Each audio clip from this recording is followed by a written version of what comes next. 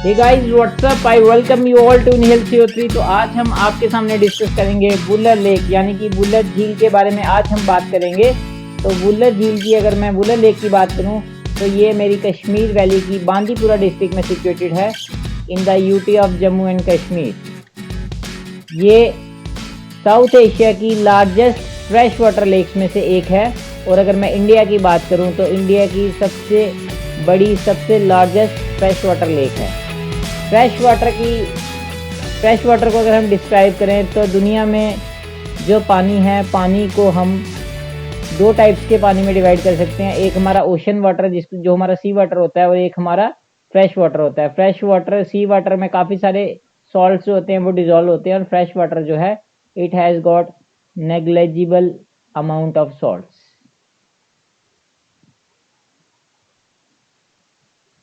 मतलब हमारी रिवर्स का पानी, लेक्स का, पॉन्ड्स का, जिसको हम यूज़ करते हैं अपने इस्तेमाल के लिए, उसको हम फ्रेश वाटर बोलते हैं, जिसमें नेग्लिजिबल अमाउंट्स ऑफ सॉल्ट्स होते हैं। तो वुलर लेक की अगर मैं बात करूं तो ये लार्जेस्ट फ्रेश वाटर लेक है इंडिया की।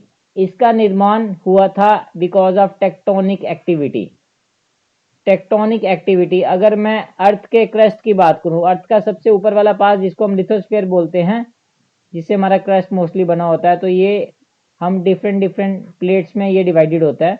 अब प्लेट्स का ऐसा होता है कि प्लेट्स का मोशन होता रहता है। कई बार प्लेट्स कन्वर्ज कर रही हैं, कई बार प्लेट्स डाइवर्ज कर रही हैं। तो प्लेट्स के मोशन की वजह से कई बार क्या होता है, कुछ डिप्रेशंस बन जाते हैं।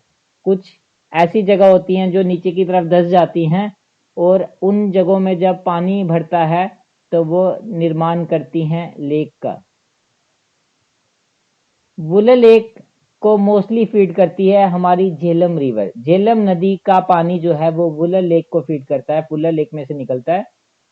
कश्मीरी सुल्तान ज़ैन उल एबुद्दीन ने एक आर्टिफिशियल आइलैंड कंस्ट्रक्ट किया था ज़ैनलग नाम का in the middle of the lake in 1444। Kashmiri भाषा में लंग शब्द जो है वो द्वीप के लिए हम इस्तेमाल करते हैं। द्वीप यानी कि आइलैंड, यानी कि ज़मीन का वो हिस्सा जिसके आगे पीछे सिर्फ पानी होता है, that is called as a island.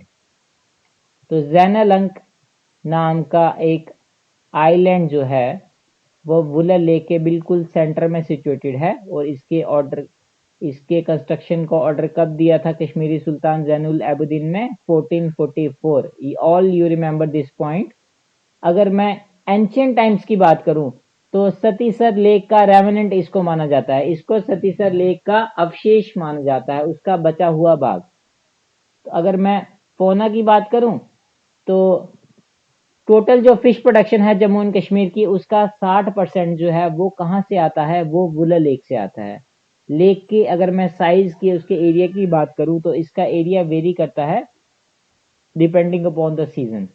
ये इंडिया की उन वेटलैंड्स में से एक है जिनको रामसार साइट का दर्जा दिया गया है। रामसार साइट एक ऐसी वेटलैंड है जो कि रामसार कन्वेंशन के अंडर आता है। रामसार कन्वेंशन यानी कि एक इंटरनेशनल ट्रीटी जो कि हुई थी रामसार में इन 1971।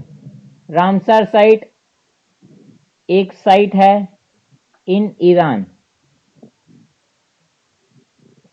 हाउएवर, अगर मैं इस लेक की बात करूं तो इस लेक में आज की डेट में काफ़ी सारे एनवायरमेंटल थ्रेट्स आए हैं due to conversion of large parts of lake into agriculture land में इसको कन्वर्ट किया गया है।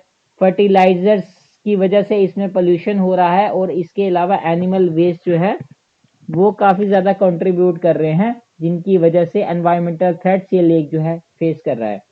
तुलबुल परियोजना जो कि एक नेविगेशन लॉग कम कंट्रोल स्ट्रक्चर है, वो सिचुएटेड है वुलर लेक के ऊपर।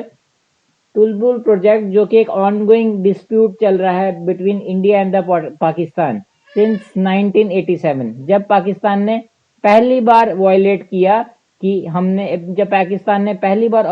कि हमने वायलेट किया है इसमें 1960 की इंडस वाटर ट्रीटी को। तो इसी के साथ आज का लेक्चर समाप्त होता है। अगर वीडियो अच्छा लगा हो तो लाइक कीजिएगा, शेयर कीजिएगा, and don't forget to subscribe. Thank you.